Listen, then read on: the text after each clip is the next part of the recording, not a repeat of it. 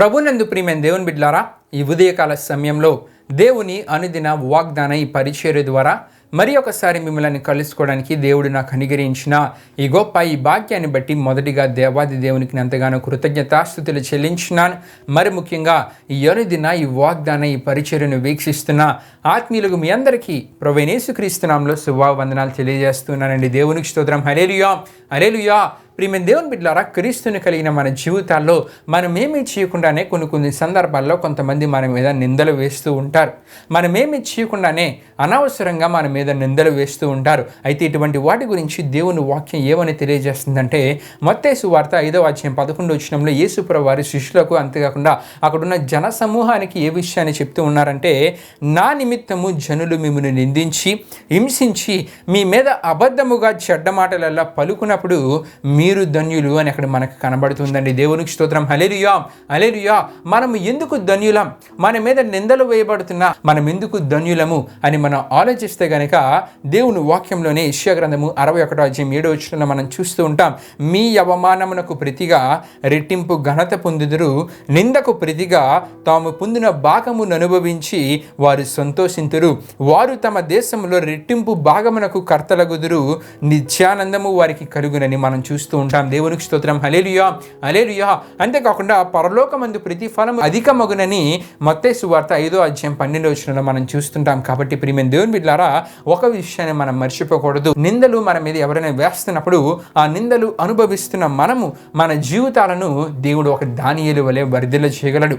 అయితే నిందలు వేస్తున్న వారు అకస్మాత్తుగా ప్రియమైన దేవుని బిడ్డలారా వారు పొడిగా మార్చబడతారు. ఈ విషయాలు మీరు తెలుసుకోవాలనుకుంటే కనుక దానియేలు గ్రంథము 6వ అధ్యాయం మీరు చదివితే కనుక ఈ విషయాలు పూర్తిగా మీరు తెలుసుకోగలరు. దేవునికి స్తోత్రం. హల్లెలూయా, హల్లెలూయా. ఈ దినం దేవుడు మీకు ఇస్తున్న వాగ్దానము నాహూము గ్రంథము 1వ అధ్యాయము 13వ వచనమైనది.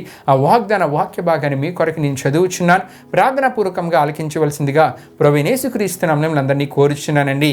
నాహూము గ్రంథము 1వ అధ్యాయము 13వ వచనంలో ఈ విధంగా రాయబడి ఉన్నది. వారి కార్యం రాను నీ మీద ఇక మోపకుండా నేను దాన్ని విరగగొట్టుదును, వారి కట్లను నేను తెంపుదును. దేవునికి స్తోత్రం. హల్లెలూయా, హల్లెలూయా.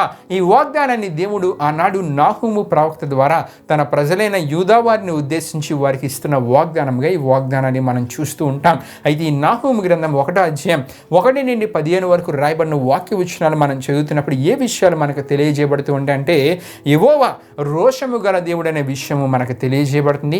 అంతేకాకుండా తన ప్రజలైన యూదా వారికి శత్రువులుగా ఉన్న అశ్షూరీయుల మీద దేవుడే ప్రతీకారం తీర్చుకొనబోచున్నాడనే విషయము ఈ నాహూము గ్రంథం 1వ అధ్యాయం 1 నుండి 17 వరకు రాయబడిన వాక్య విషయాలు చదివితే మనకు అర్థమవుతుందండి. దేవునికి స్తోత్రం. హల్లెలూయా, హల్లెలూయా.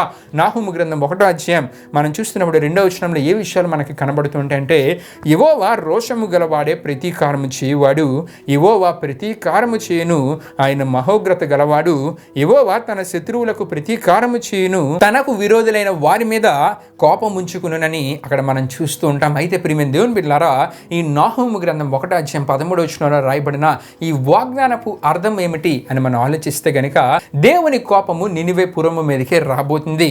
నినివే పురము మీదకి ఎందుకు రాబోతుందని మనం ఆలోచిస్తే కనుక అక్కడ ఎవరు నివసిస్తూ ఉన్నారంటే అశ్షూరీయులు అక్కడ నివసిస్తూ ఉన్నారు. ప్రియమైన దేవుని బిడ్డలారా, అయితే ఈ అశ్షూరీయులు యూదా వారికి నిత్య శత్రువులుగా ఉన్నారు. అయితే దేవుడు ఏమంటూ ఉన్నారంటే ఈ వాగ్దానం ద్వారా యూదా వారితో ఏ విషయాన్ని తెలియజేస్తూ ఉన్నారంటే, ఈ అశ్షూరీయులను నాశనం దేవుడే చేయబోతున్నాడు. దేవుడు వారిని నాశనం చేసి చెర సంబంధమైన బంధకములన్నిటి నుండి చెర సంబంధమైన బంధకములు ఎదుర్కొంటున్న యూదా వారిని ఆ బంధకములు లాంటి కట్లను తెంపివేసి వారిని విడిపిస్తానని దేవుడు ఈ వాగ్దానం ద్వారా యూదా వారికి నాహూము ప్రవక్త ద్వారా తెలియజేస్తున్నారండి. దేవునికి స్తోత్రం. హల్లెలూయా, హల్లెలూయా. అంటే ప్రియమైన దేవుని బిడ్డారా, ఈ యూదా వారు ఎవరైతే చెర సంబంధీలుగా ఉన్నారో, ఈ అశ్షూరీయుల చెరలో ఉన్నారో, వారిని దేవుడు ముందుగా అశ్షూరీయులను నాశనం చేసి అక్కడ నుండి చెర సంబంధమైన కట్లలో ఉన్న వీరందరినీ ఆ చెర సంబంధమైన కట్లను తెంపివేసి వీరందరినీ అంటే ఆ బంధకాల నుండి వీరిని విడిపించి అశ్షూరీయులను నాశనం చేస్తానని దేవుడు తెలియజేస్తూ ఈ వాగ్దానాన్ని ఇస్తున్నట్లు మనం చూస్తుంటాం. ఈ వాగ్దానం ద్వారా మనకి తెలియజేయబడుతున్న ఆత్మీయ సత్యం ఏంటంటే క్రీస్తుని ఎరిగిన వారి ద్వారా, అంతేకాకుండా క్రీస్తుని ఎరిగని వారి ద్వారా కూడా కొన్ని సందర్భాల్లో చాలా మంది ఆయా బంధకాలలో చిక్కుకునే పరిస్థితులు వారు ఎదుర్కొంటూ ఉంటారు. అంతేకాకుండా ఇంకొంతమంది ఎలాగుంటూ ఉంటారంటే కావాలనే కొంతమందిని కొన్ని బంధకాలలో చిక్కుకునేలా చేసి వారు అక్కడి నుండి తప్పించుకుంటూ ఉంటారు. ఉదాహరణకి చాలా మంది ఏమంటూ ఉంటారంటే సూరిటీ సంతకాలు చేయమంటూ ఉంటారు. సంతకాలు చేసినంత వరకు మధ్యవర్తులుగా ఉండమని వారితో మంచిగా ఉంటూ ఉంటారు. చివరికి వారి ధనాన్ని అందుకున్న తర్వాత చెల్లించే సమయానికి వచ్చేసరికి చెల్లించరు. అవతల వాళ్ళు చేసే ఫోన్లకు కానీ వారికి దేనికి రెస్పాన్స్ అనేది ఎవరు. ఆ సమయంలో ఎవరైతే సంతకాలు చేశారో, ఎవరైతే సూర్యుడి సంతకాలు చేశారో వారి మీదకి ఇచ్చిన వారు వచ్చి పడుతూ ఉంటారంటే ఇటువంటి బంధకాలలో కూడా కొంతమందిని చిక్కుకునేలా చేసి వారు తప్పించుకుంటూ ఉంటారు. ఈ విధంగా రకరకాల సమస్యలు అనే బంధకాలలో చాలా మంది చిక్కుకుంటూ ఉంటారు. ప్రియమైన దేవుని బిడ్డలారా, అయితే ఇటువంటి వాటి నుండి మనుషుల ద్వారా మనం బయటపడలేం. ఎవరి ద్వారా మనం బయటపడగలమంటే ఇటువంటి బంధకాలన్నిటి నుండి దేవుని ద్వారా మాత్రమే బయటపడగలం.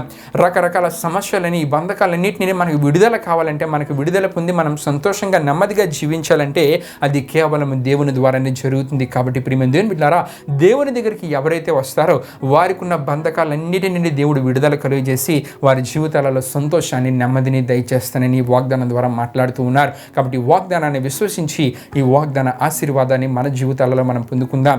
దేవుడి పరిశుద్ధ వాగ్దానాన్ని మన వినికిలో దీవించునుగాక. ఆమేన్. ప్రియమైన దేవుని బిడ్డలారా, ఈ వాగ్దాన కార్యక్రమాన్ని ముగింపు ప్రాంతం మనం ముగించుకుందాం. అందరూ కళ్ళు మూసుకొని తలలో ఉంచుకొని ప్రార్థనలో నాతో పాటు ఏకీవించవలసిందిగా ప్రభువైన యేసుక్రీస్తు నామములో అందరినీ కోరుచున్నానండి.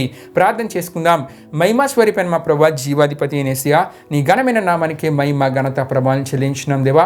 ఇప్పుడు వరకు జరిగిన ఈ వాగ్దాన కార్యక్రమంలో మాతో పాటు తొడుగుని నడిపించిన దేవా, మీకే వేలాది వందనములు, కృతజ్ఞతాస్తుతులు చెల్లించిన యేసయ్యా. మరి ఎంతోమంది బంధకాల్లో చిక్కుకున్న వారి గురించి మేము వార్తల్లో వింటూ ఉన్నాం, ఎంతోమంది సమాజంలో మేము చూస్తున్నాం దేవా. మరి అటువంటి వారందరూ వాటిని విడుదల పొందాలంటే నీ దగ్గరకు రావాలి. నీ దగ్గరికి వస్తే ఆ బంధకాలన్నింటినీ నీ విడుదల కలుగు చేస్తామని ఈ వాగ్దానం ద్వారా మాట్లాడిన దేవా. ఈ వాగ్దానాన్ని విన్న వారి జీవితాలు ఎటువంటి పరిస్థితులు ఏమున్నా సరే నీవు కోరే ఆత్మీయతని కలిగి జీవించి నీకు ప్రార్థించడం ద్వారా ఆ బంధకాలన్నింటినీ వారు విడుదల పొందుకునేలా మీరు కార్యాన్ని జరిగించండి. వారు ఏదైతే సమస్యల్లో చిక్కుకొని ఉన్నారో ఆ సమస్యలని వారు విడుదల పొందుకునేలా మీరు కార్యాన్ని జరిగించండి. ఈ వాగ్దానాన్ని విన్న ప్రతి ఒక్కరు మీరు దీవించండి, ఆశీర్వదించండి. ఇది నాని వారు చేస్తున్న ప్రయాణాలలో, పనులలో తోడుగుని ముందుకు నడిపించమని మీకే వేలాది వందనములు, కృతజ్ఞతాస్తుతులు చెల్లిస్తూ యేసు పరిశుద్ధ నామములో అడిగి వేడుకొనిచున్నాం తండ్రి. ఆమేన్. యేసు రక్తమే జయం, ప్రభేసు రక్తమే జయం, ప్రభేసు రక్తం సంపూర్ణమైన విజయం, అపవాది క్రియలకనంత నాశనం కలుగునుగాక. ఆమేన్. ప్రభు మిమ్మును మీ కుటుంబములను దీవించునుగాక. ఆమేన్.